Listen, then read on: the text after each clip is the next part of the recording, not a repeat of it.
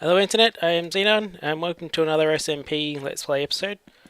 It's been a few days since Cobalt and I built this melon farm, and I was planning to build a pumpkin farm of the same design just across from it, but as you can see, a building is now here. It cropped up overnight after Cobalt and I built that, so now I've decided I can't really be bothered building a pumpkin farm because it'll just look weird if I put it anywhere else, so we don't really need them that much either. But building that's here is our enchantment exchange.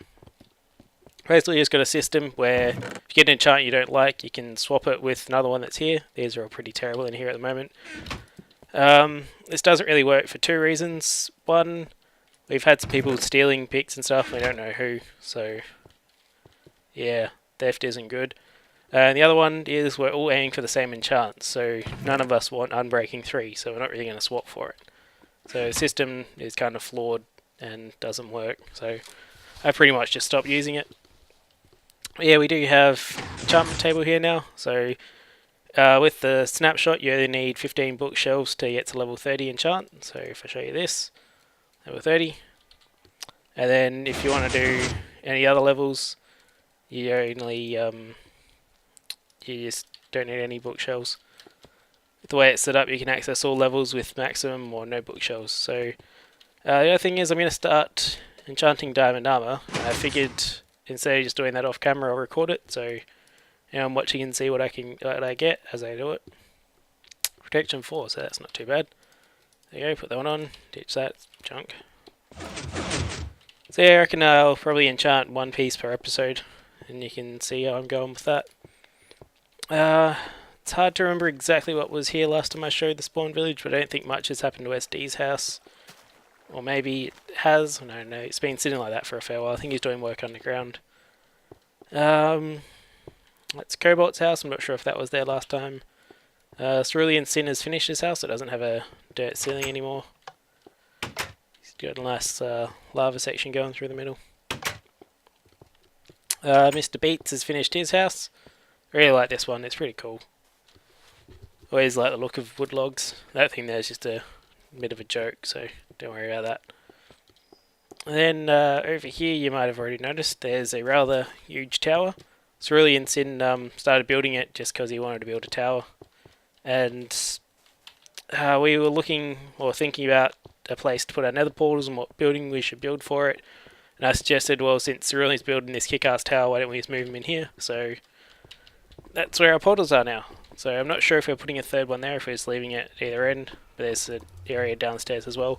It's all up to Cerulean for how he wants to do it. So some of the guys are helping. I'm just kind of staying out of it because I'm not that good at building pretty things. More of a functional person. But yeah, we do have a blaze spawner farm now, so let's head over to that and show you what it's like. Okay, so we're almost at the blaze farm now. This spawner farm was built by Acrylic, and I think Cobalt made it a bit pretty, so it's gassed around somewhere. Yeah, as you can see, just works by the blaze land on some pressure plates and pistons push blocks out into them. Not sure exactly where Acrylic got the design from or if it's his own, but it works fairly well. So, none have spawned yet. I'm sure they will at some point. Yeah, the only problem with this is that when you have a large number of them built up, they're kind of noisy. When you have a large number of them built up and you crush them to get them down to one hit kill, tends to be like about a third of them will die. I've been told that this is pretty much normal for blaze farms and it's hard to get it right. I've never built one myself, so I don't know how hard it is. But yeah, it does work fairly well. It's faster than a single mob spawner because blaze give twice the amount of XP as everything else. But yeah, it's a blaze farm. A lot of us have been using it. One other thing, if you notice, I was talking a bit quickly in the last section. I've already recorded all of this, then realised my mic was on mute, so it's a bit annoying saying the same thing a couple of times, but you have to just bear with me, I guess. Anyway, I'll head back to Spawn Village and show you some more stuff over there. Okay, so I'm back in Spawn. One thing I haven't mentioned yet is that this server does not yet have a name. We've got some suggestions up on a board, so we're all thinking about that. And at the moment, Cobalt will be gone for a week, so we can't choose a name till he's back, just so he gets his say in it. So yeah, until then, this is a server with no name. But over here, behind my house, Zero built a nice sheep farm, so there's every colour sheep in here for us to take what we need. The nice thing about the snapshot is the animals no longer glitch up on top of blocks where they're next to a wall, so makes it much easier to pen them in. Yeah, then over this way, I think I showed my skeleton farm last time, but it wasn't yet finished. Since then I finished it. I think if you watch the melon farm episode closely, you see Zero asking about it. So yeah, if you come down here, you can see the spawner down there. We got a light switch, turn it on and off. Then we got XP mode, which will drop the mobs down here. You hit the crusher, shuts it off above them, then crushes them down to one hit kill. In the other mode, if you flick that down, it just basically diverts the water flow down to here, and the skeletons drown, and you can stand there and collect items. So yeah, and yeah, with that one as well, the thing stays shut off until you flick it back up, so that no more can fall in and get in the way of your experience. Get rid of the blaze rods. So yeah, I'll just explain the circuitry quickly. So the lever is right there. Powers through here, so the first signal goes up to the top piston there, that just blocks them from coming in. And the other signal's got 4 ticks of delay right there, just to make sure that it closes off before it gets crushed. And then that just goes down to a monostable circuit down here, and basically what that does is it turns the lever permanent on signal from the lever into just like a button press, so it just flashes on quickly. Then that activates the RS NOR latch with the delayed reset that I showed in my melon farm. This one here's got 12 repeaters along there, and they're all set on full delay except for this one here, which is on setting number 3, I think. So that's 1, 2, 3, which is 3 ticks of delay, and then these 2 here are left on just the 1 tick.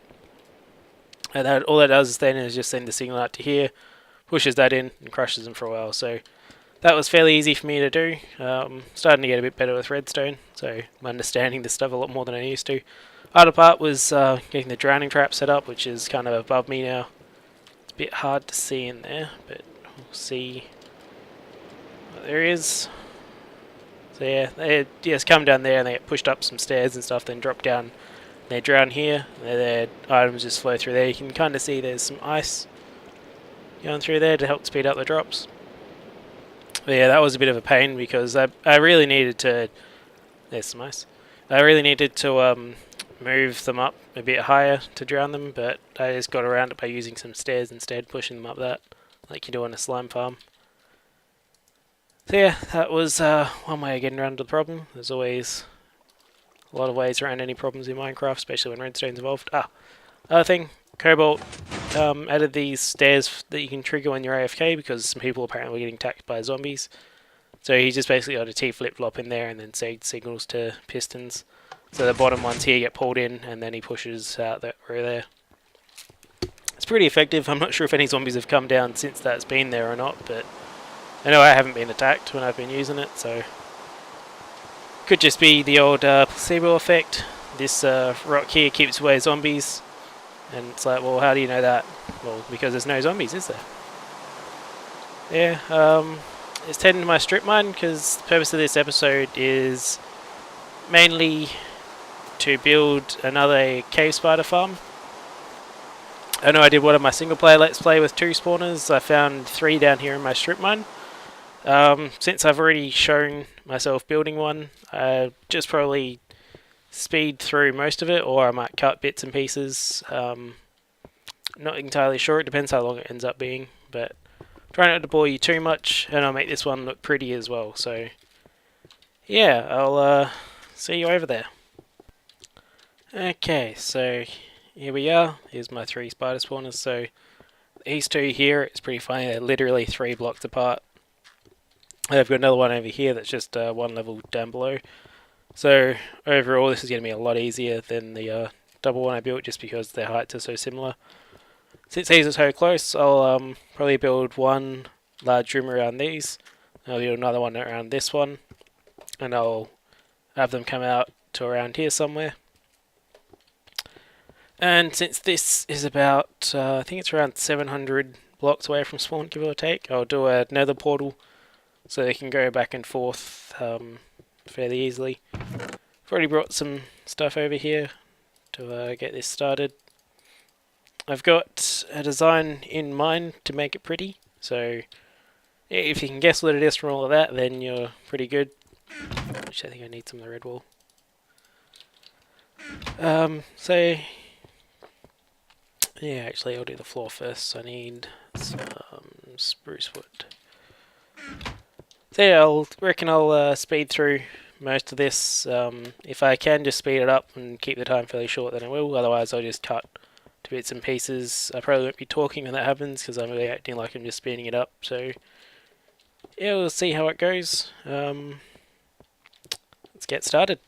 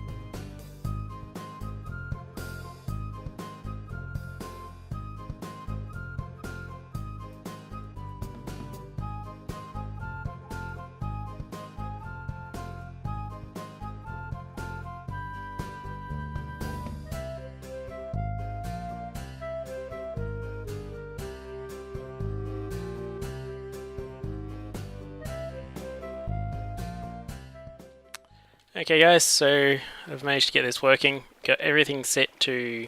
Oh, that one's on 2. But it's there. So everything is set to 1 tick delay, except for these 4 here I've got on full, and then that one there I just noticed is on 2 ticks. And that, like that, crushes them down to 1 hit kill. I'm getting some stuck in here, but I'm pretty sure it's because I have to run down there to hit the light. When you do that, they try to track somewhere else and then they don't go on the tunnels properly. So, this will be enough to show you. Yeah, fairly short delay. Bang. And just 1 hit kills. So now all I have to do is pretty this up, move the light switch and stuff like that, make it look better. So I'll cut the recording here and show you what the final product is. Okay, so welcome back to my spider farm episode. It's actually been a bit over a week since I last recorded all that other section, and that's because my son decided to arrive 5 weeks early. And that is, he was born 5 weeks early, so yeah, I've been a bit busy. But yeah, this is the entrance to the spider farm from the nether. The hub's back that way. So yeah, if we go through here, you'll see why I've got those saplings there in a moment. Although a ghast will probably attack and kill any trees. So I've gone for a bit of a underground forest theme. So this is the idea I had to start with. So yeah, a lot of naturally planted trees and artificial ones as well. When I was looking at doing this back after my son had just come, I realised it was going to take me ages to basically dig out everything and plant all these trees and do the ceiling and stuff, so I asked Cerulean Sim for some help. So he and I dug out the rest of the area, and I just told him general idea for the ceiling and let him go for it. So he's put in light blue wool for the ceiling and some clouds with glowstone above them just to give it a bit of light. Yeah, I've used dark green wool around here, and basically that just lets you, if I jump back down, if you see here, you'd be able to see the redstone behind that, but because of the dark green wool, it just looks like it's dense and you can't see anything. You can sort of see it if you look close enough, like you can see some just through there, but it's barely noticeable, so pretty happy with that. Effectively I block it off, and then around here, to make sure I get like low light levels and maximum spawning inside the traps, I've killed all my torches and put down leaves on the floor, because mobs can't spawn on transparent blocks. That's what leaves are. So yeah, it works fairly well. Might just show you, because I think I did some changes to the redstone circuitry since my last recording as well. So if I dig through this one, so light switch comes out from there now, and the crush is there, so the light switch just goes down under the trap and through to the roof. This one, yeah, I moved the switch to here, so the signal comes down. That block is sitting right below the bottom piston, and then that circuit's all normal. I think I got rid of, oh, there's meant to be leaves here. There you go. I think I got rid of a whole bunch of repeaters here and condensed it down. So I think I had a whole bunch on 1 tick. So now I've got just 2 on 1 tick by the looks. I did this a fair while ago, so I've forgotten everything. There you can see the leaf floor, and then I've just got lights around the back. Yeah, works pretty well.